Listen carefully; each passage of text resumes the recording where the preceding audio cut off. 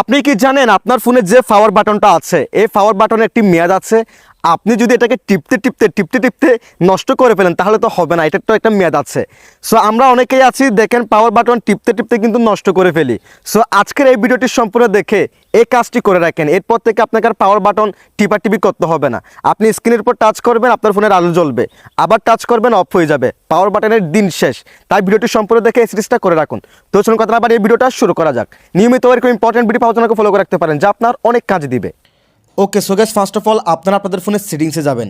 সেটিংসে যাওয়ার পর এখান থেকে সার্চ বার যাবেন এবং সার্চ বার গিয়ে আপনারা লিখবেন ডাবল DOUBLE। ডাবল লিখে সার্চ করে দেওয়ার সাথে সাথে এরকম একটা ইন্টারফেস শো হবে। দেন এখান থেকে ডাবলের যে অপশনটা আসবে এখানে ক্লিক করে দিবেন।